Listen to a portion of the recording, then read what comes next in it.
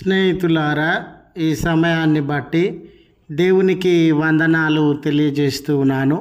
ప్రేమపూర్వకముగా మిమ్మల్ని అందరినీ వాక్య ధ్యానంలోనికి ఆహ్వానిస్తూ ఉన్నాను.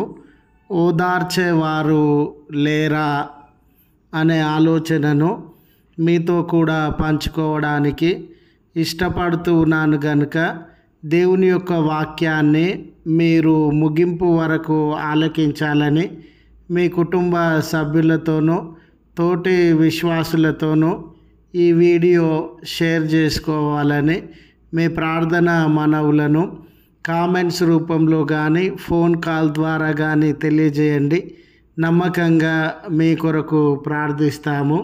ఈ వీడియో మీ ఆధ్యాత్మిక జీవితములకు ఉపయోగకరముగా ఉండినట్లయితే దయచేసి ఈ ఛానల్ను సబ్స్క్రైబ్ చేసుకొనవలసినదిగా మనవి చేస్తూ ఉన్నాను. లేఖనము యెషయా గ్రంథము 51వ అధ్యాయము 12వ వచన ప్రారంభము. నేనే మిమ్మును ఓదార్చు వాడను. స్నేహితులారా, మనలో చాలామంది జీవితాలు చితికిపోయిన జీవితాలుగా ఉండినవి, కోల్పోయిన జీవితాలుగా ఉండినవి. చాలామంది అనుదిన జీవితంలో ఏదో ఒక భయానికి, వేదనకు, నొప్పి కలిగిన అనుభవానికి లోనైనటువంటి వారముగా ఉన్నాము. చూడండి స్నేహితులారా, మన ప్రియమైనటువంటి వారిని దూరపరుచుకున్నటువంటి వారు, మరణం ద్వారా దూరపరుచుకున్నటువంటి వారు అనేకులు ఉన్నారు. ఎంత కష్టపడి చెమటోడ్చి ప్రయాసపడినా కూడా ఫలితము పొందుకోలేక, కష్టాల నుండి బయటకు రాలేక బాధపడుతూ ఉన్నటువంటి వారు ఉన్నారు. మనలో చాలామందిని ఏదో ఒక అనారోగ్యం అనే భయము వేధిస్తూ ఉంది.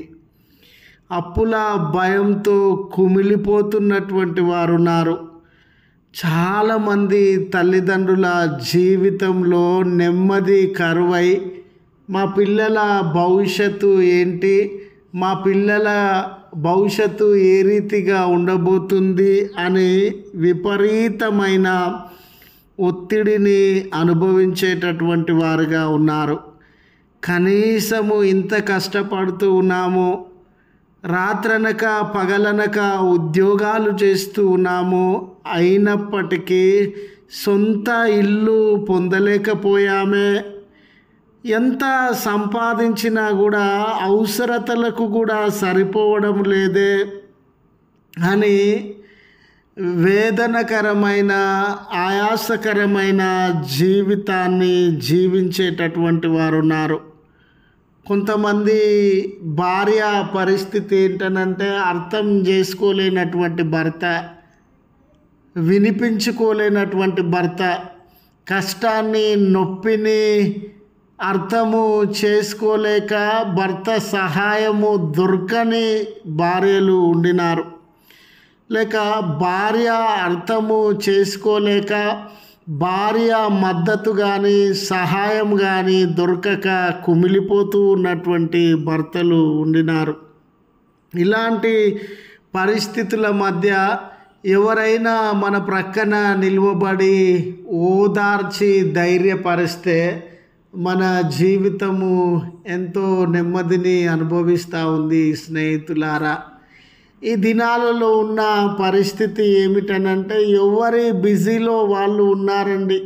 పక్కవారి జీవితంలో దుఃఖం ఉందా, పక్కవారి జీవితంలో ఒంటరితనం ఉందా, పక్కవారు వేదన కన్నీళ్లతో ఉన్నారా, సమస్యలతో ఉన్నారా, బంధకాలతో ఉన్నారా, నెమ్మది కరువై ఆకలి దప్పికలతో జీవిస్తూ ఉన్నారా అని పట్టించుకునే ఓపిక ఎవ్వరికీ లేదు. స్నేహితులారా, ఒకవేళ నీవు ధైర్యము చేసి నాలో ఈ బాధ ఉందండి, నాలో ఈ కన్నీరు ఉందండి, నా కుటుంబంలో ఈ సమస్య ఉందండి అని నోరు తెరిచి మన కష్టాన్ని ఎవరితోనైనా పంచుకున్నట్లయితే వారు ఒక చాటింపు వేసి మన గురించి నలుగురికి చెప్పి నలుగురిలో మనలను పలుచన చేసేటటువంటి వారుగా ఉండినారు.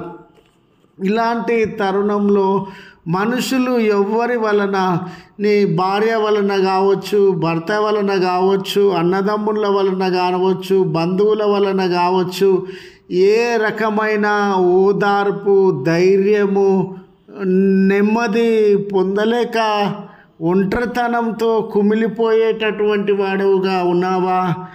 అలాగునే స్నేహితులారా, నీ జీవితంలో నీ భుజము మీద చేయి వేసి ధైర్యంగా ఉండు, నెమ్మదిగా ఉండు, ఏమి కాదు అని ధైర్యపరిచే వ్యక్తులు లేనటువంటి వాడవుగా ఉన్నావా?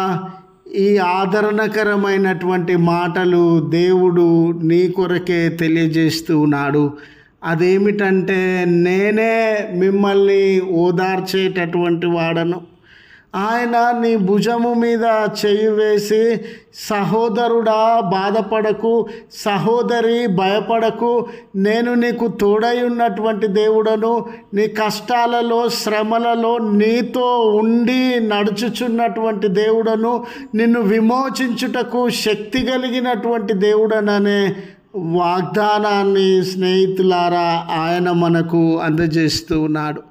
ఇశ్రాయేలు జనాంగం కొరకు యుద్ధము సమీపిస్తున్న వేళ, చెర సమీపిస్తున్నటువంటి వేళ, రక్తపాతము మరణము సమీపిస్తున్నటువంటి వేళ, నేను మిమ్మల్ని ఓదార్చేటటువంటి వాడను, మీకు మేలు దయచేసేటటువంటి వాడను అని తెలియజేస్తూ ఉండగా, నీ జీవితంలో కూడా అటువంటి ఓదార్పు ఇవ్వడానికి ప్రభువు సిద్ధంగా ఉన్నాడని గుర్తు చేస్తూ ఈ మాటలను ముగిస్తూ ఉన్నాను.